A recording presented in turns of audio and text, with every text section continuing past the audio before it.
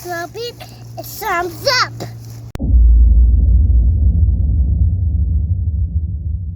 What's up, guys? Welcome to Okfuskee Outdoors. My name is Jeff. So I didn't like my intro to the video that I did in the field, so I'm redoing it right here.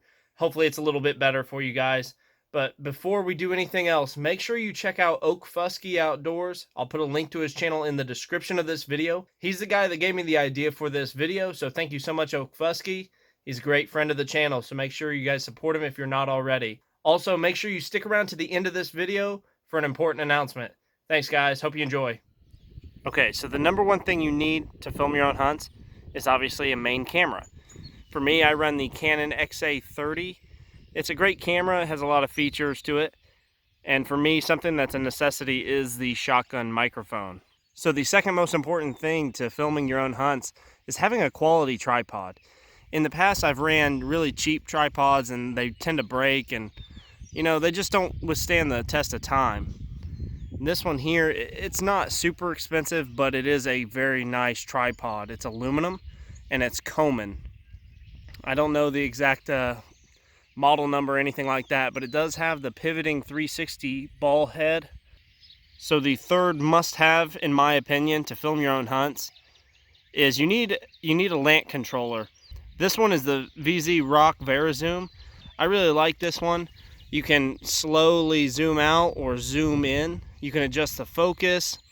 The best thing about this is it takes your hands further away from the camera and closer to your own body.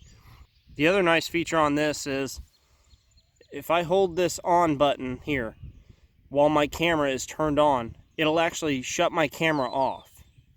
And with one click of a button, I'll hit that on button again and it'll turn on my camera.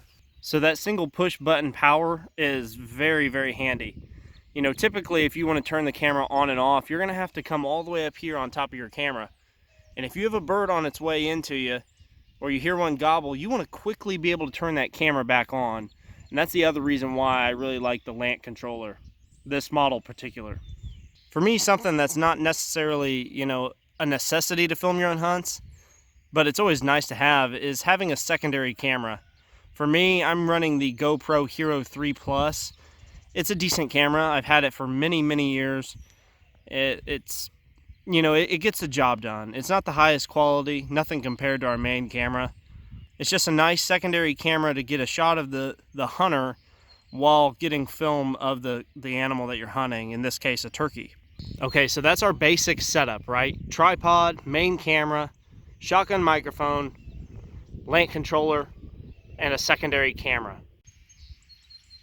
Carrying a large piece of burlap can really work to your advantage. As you can see, my tripod is very black, has some orange in it. My camera is very black.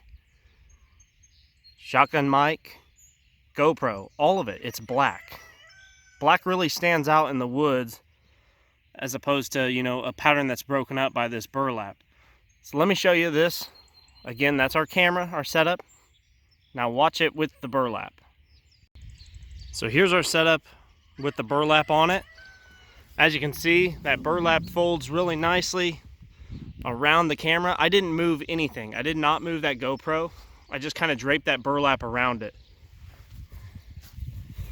And then back here, yes, it's a really shiny clip, but it's back behind the camera. A turkey will never see that. This is just a very heavy spring clip. And I like to use that because I know that's not going to come off. The reason why I use this heavy duty spring is because in the past I've used clothesline pins and they're just too weak. They pop off real easy and I lose them. This, it's going to be hard to lose. It's shiny. And for one, it's not going to come off very easily on its own. That burlap really does make a big difference when it comes to blending your set. I'm just out here in the middle of a hay pasture. Obviously it is not grown up yet, it's still winter technically. So with that burlap, the only black that's really exposed is my main camera and then the very back of my GoPro. Okay, so here's the view from behind the camera. Luckily for me, I'm a left-handed shooter. These cameras are designed to be ran with your right hand. So all I have to do is turn on my camera, then what I can do is, while holding my gun with my left hand, and this is going to be really hard to demonstrate, you know, without a gun and with me having to hold this camera, but I can operate my main camera right here. However I need to move this camera, if I'm looking down a hill, if I'm looking up a hill, I can do all that without barely moving. And plus, I'm partly hidden by this burlap. So guys, here's my secondary camera. It's pointing right back here. I need to adjust it a little bit. Sorry about the wind, guys.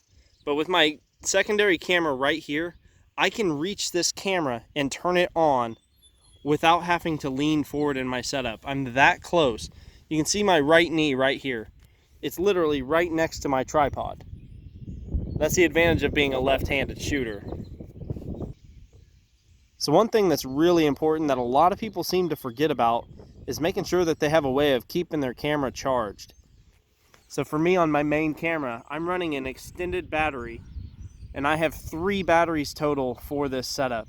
I can run for sometimes close to 8 hours depending on the weather conditions, based off of the batteries that I have for this Canon XA30. The GoPro, on the other hand, has a really small battery, so I carry 2 extra batteries with me, but I also really like to have these portable power banks. There's a small one there, as you can see. Got it sitting right on my tripod. And it's also hidden by that burlap.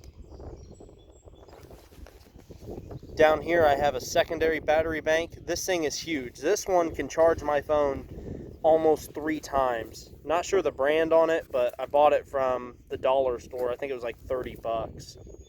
But I like to leave that literally right there on the ground, right behind my tripod and my burlap.